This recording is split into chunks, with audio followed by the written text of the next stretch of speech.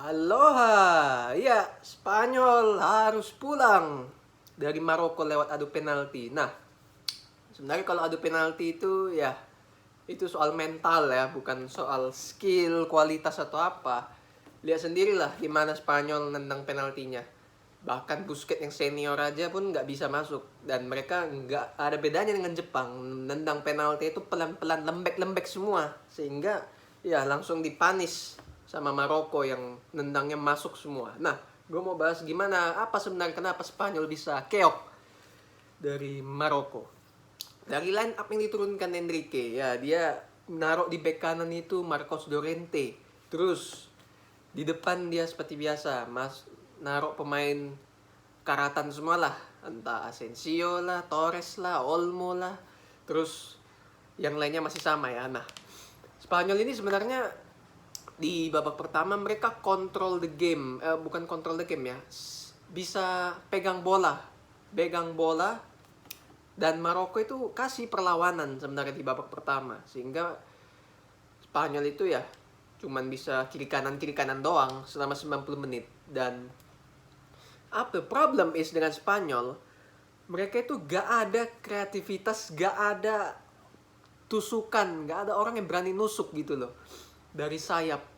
Mereka itu cuman ngandelin sirkulasi bola di tengah, dan gak ada suatu passing yang beresiko, passing yang benar-benar mematikan ke arah depan, yang berani lah. Jadi ya kalau lu cuma pegang bola di tengah dan gak ada inisiatif buat kasih passing yang memberanikan diri ke depan untuk kasih ancaman, ya gak ada gunanya juga. Lu mau passing 1000 kali pun ya gak ada gunanya. Maroko ya mereka compact defense-nya, mereka gak parkir bis, mereka defense-nya compact, rapat. Jarak antar lini tuh rapat, cuman 5 meter, 4 meter. Jadi Spanyol kalau mau merusak defense Maroko yang seperti rapat kayak itu, ya mirip kayak Jepang lah pas lawan Jepang. Jepang pun rapat pas lawan Spanyol, sehingga mereka susah. Mereka itu harus berani, ada pemain yang nusuk. Dan itu yang tidak dilakukan oleh Torres maupun Olmo. Olmo kontrol bola aja langsung lepas sana lepas sini. Torres balik badan dikit udah langsung diserobot bolanya. Xavi pegang bola seruduk sana sini, udah kayak banteng matador aja tuh Xavi. Ampun-ampunan, main kayak cacing kepanasan tuh Xavi. Dan terlalu dipercaya ya sama si Enrique ya, maupun si Xavi sekalipun di klub. Pedri bahkan yang udah habis selama 90 menit terus dimainin sampai 120 menit. Jadi gue bilang ini murni kesalahan Enrique. Dia itu kelamaan buat ganti pemain, dan dari pemainnya yang dia turunkan pun ya udah belepotan semua. Pertama dia udah nggak bawa Thiago. Thiago itu penting banget di situasi deadlock kayak gini. Thiago itu dia itu bisa punya pemikiran lebih. Dia itu bisa kasih passing yang resiko ke depan. Dia tahu dia bisa di momen-momen deadlock, di ruang-ruang sempit. Thiago itu penting banget di situasi kayak gini. Dia itu bisa memecah kreativitas yang gak dipunya di tengah. Dan Ramos, De Gea juga sosok penting. De Gea, lu gak usah mainin De Gea, lu gak usah mainin Ramos, tapi lu bawa mereka di bangku cadangan untuk influence pemain-pemain muda Spanyol ini. Makanya di situasi adu penalti, anak-anak muda ini ya gak bisa keluar potensinya, karena gak ada sosok senior yang influence. Unai Simon bagi gua gak ada gunanya sama sekali. Walaupun dia lakukan save ya, itu strikernya Maroko nomor 21, hancur, bapuk itu. Dapat 3 peluang yang harusnya bisa minimal 1-2 jadi gol. Gak jelas itu orang, sumpah.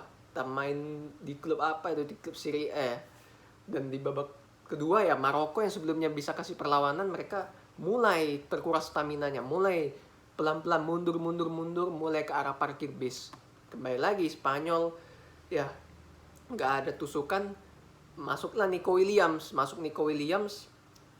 sempat beberapa kali kasih ancaman, dan Torres itu benar-benar nggak ada gunanya sama sekali. Nico Williams masih lebih berbahaya, dia masih berani menusuk, dan itu yang sempat merusak defense-nya Maroko. Ya Morata dapat peluang, dia udah lolos tapi nggak ada second follow up-nya di lini kedua. Sarabia masuk bahkan kena tiang, dimasukin buat spesialis penalti tapi gagal nendang penalti. Nah, Gue memang waktu Sarabia mau nendang pertama aja, gue udah feeling ini pasti kena tiang, dan terbukti kena tiang kan. Dan gue bilang ya, kita lihat dulu ya, rekap dulu lah. Mereka bisa bantai Costa Rica 7-0. Itu gak ada kejutannya sama sekali. Costa Rica hancur. Mereka ngepresnya satu maju, yang lain mundur, satu maju, yang lain mundur. Gak kolektif. Makanya Spanyol bisa panis mereka 7-0. Lawan Jerman, mereka cuma imbang 1-1. Mereka dapat berapa peluang tapi gak bisa panis karena gak punya goal getter. Mulai kelihatan karatannya. Lawan Jepang, mereka gak bisa tembus rapatnya lini seperti Jepang dan Maroko yang mirip-mirip compact, karena mereka nggak punya pemain tengah yang bisa kasih end passing beresiko ke depan, cuma muter-muter kiri kanan. Jadi ini Spanyol benar-benar layak pulang kalau gue bilang. Dan sampai adu penalti, ya itu gue bilang salahnya Enrique, karena dia nggak bawa Thiago yang benar-benar sangat penting di situasi kayak gini. Dan Maroko ini prestasi, mereka bisa lolos ke perempat final, jadi tim Asia yang luar biasa. Ketemu Portugal. Nah, kita sudah ke Portugal. Portugal main tanpa Ronaldo, bantai 6-1. Begitu Ronaldo masuk, nyetak gol, malah offside. Ya, ini membuktikan bahwa Portugal ini bisa bermain lebih as a team, lebih smooth ketimbang ada Ronaldo. Gonzalo Ramos untuk gue, walaupun dia cetak hat-trick, usianya masih 21, belum bisa jadi parameter. Lawannya Swiss yang harusnya mereka bisa kasih perlawanan alot, tapi ternyata gak bisa. Mereka tuh main terlalu terbuka, terlalu banyak space di tengah, di belakang, jarak itu renggang-renggang semua. Sehingga lu lawan Portugal yang punya skill individu, yang punya teknik dasar bagus, 11-12 sama Brasil, ya selesai, langsung dipanis. Joao Felix main luar biasa, Bruno lumayan.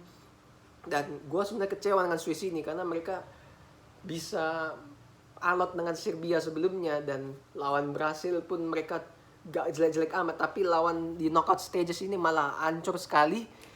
Dan 6-1 itu skor yang layak untuk gua. Dan Portugal kalau mau jadi juara, kalau mau ingin melenggang jauh, mereka itu harus berani bermain tanpa Ronaldo seperti yang dilakukan oleh Fernando Santos.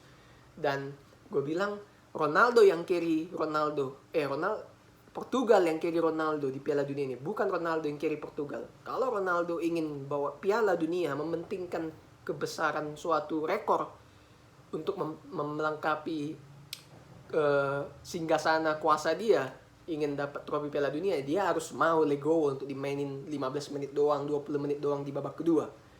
Nggak bisa jadi starter lagi. Untuk gua, Gonzalo Ramos ini belum jadi parameter dia akan jadi bagus atau enggak, karena usia masih muda. Bisa aja ini lawannya terlalu kasih space saja buat Portugal.